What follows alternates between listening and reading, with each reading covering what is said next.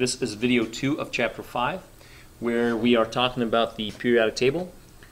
Let's go on to talk about the halogens. This is actually group 17 of the periodic table. Very important elements. These are also extremely reactive, but they are nonmetals. Now we are in the P block of the periodic table. So we've previously discussed the S block, these two groups. Now we're talking about the P block. So group 17.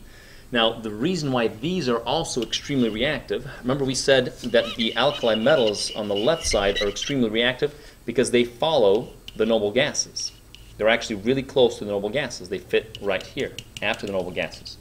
These halogens fit right before the noble gases, so they are also very close to the noble gases.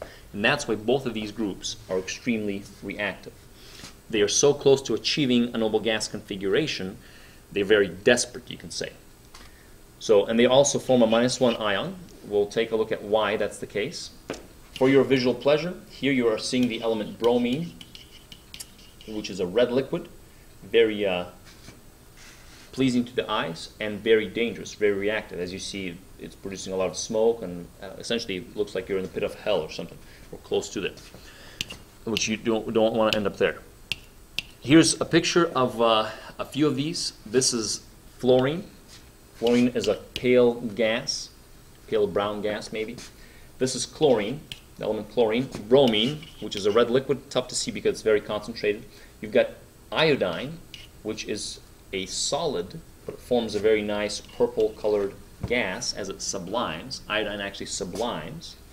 And then astatine, which is radioactive. Not much of it's found on the Earth, so we keep it away, hidden from view. So these are your halogens, very important elements, as we'll see.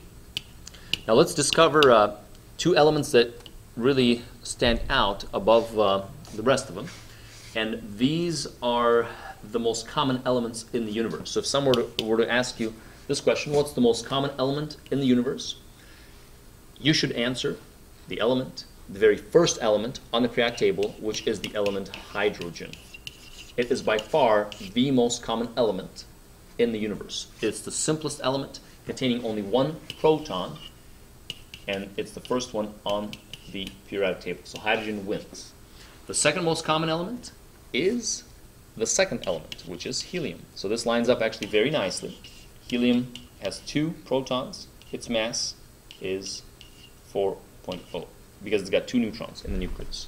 So these are the most common 2 elements. In fact, our sun contains hydrogen and helium, and it's actually converting from hydrogen to helium. And that's why these are the 2 most common elements, because suns in the universe and stars contain hydrogen and helium. And our sun is much more massive than the Earth, containing most of the mass of our solar system. I've got 2 pictures for you here in the next few slides. This is a picture of the element helium. Very nice. This is a picture of the element hydrogen. Also very nice. Now don't confuse the 2. This is helium again, and this is hydrogen. They are nice, clear, see-through gases, and there's no way to tell the difference. So let's talk a little bit about hydrogen. It is a very unique element.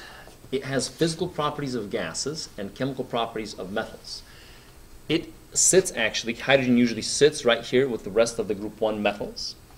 That's because chemically it acts like a metal. In fact, it produces the same charge as metals do.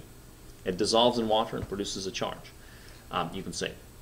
But it has physical properties of gases. It itself is a gas. In fact, on the left side of the periodic table, this is reserved for metals, which are usually solids, conduct electricity.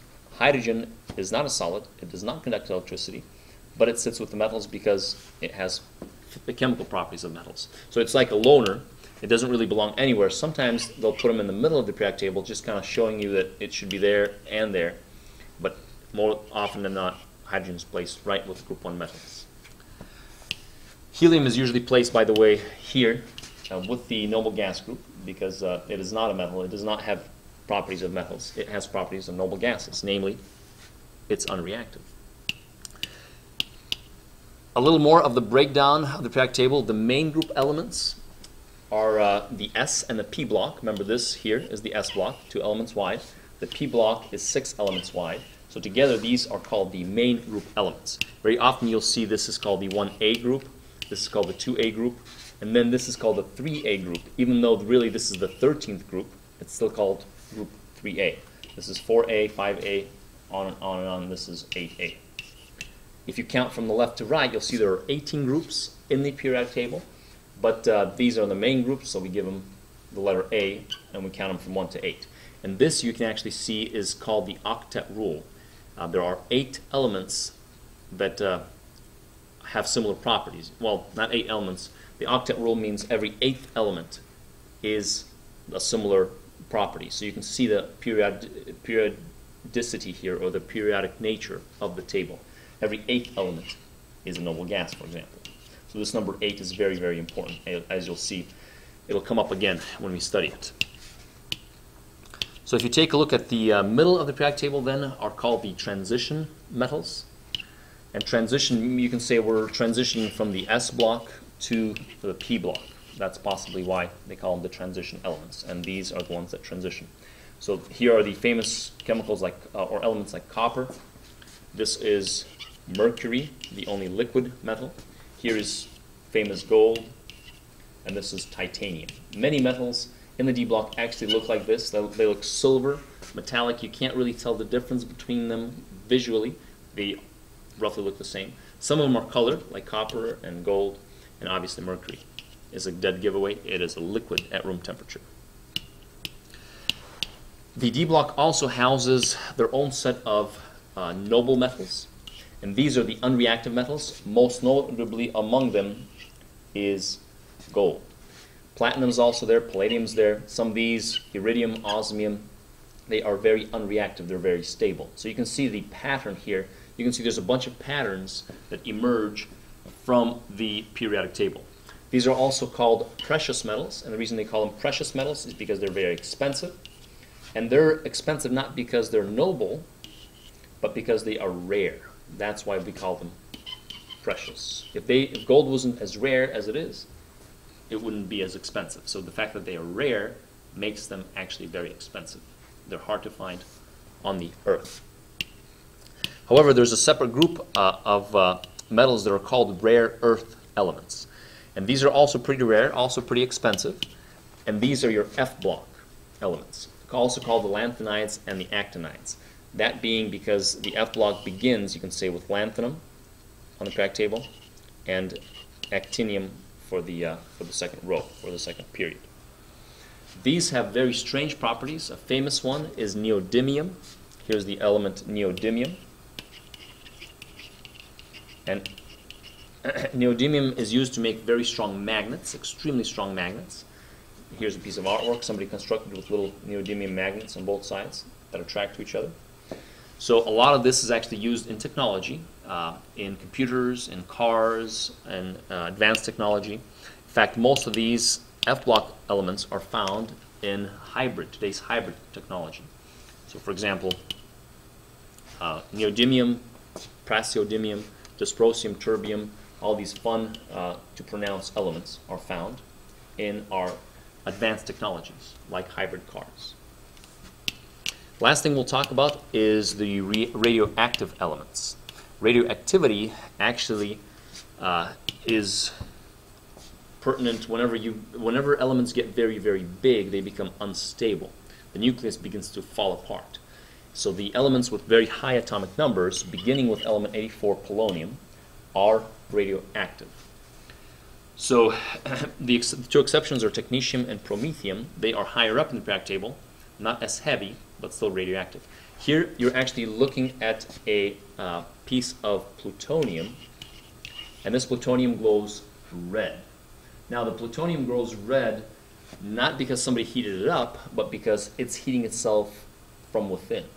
And it'll be doing this, it'll keep glowing red for years and hundreds and probably maybe even thousands of years because it's radioactive. In fact, they use plutonium and similar radioactive elements to send spaceships up to other planets or other parts of the solar system because it provides its own source of power.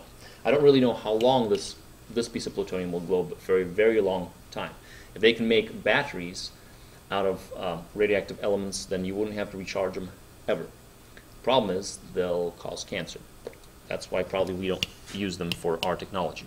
Here is a picture of the periodic table showing in red all the radioactive elements. Notice how technetium really sticks out of the bunch, and so does promethium.